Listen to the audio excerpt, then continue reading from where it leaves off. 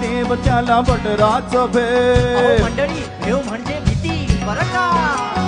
लाकडाचा देव त्याला अग्नीचं भेव. लाकडाच्या देवाला आगीची भीती.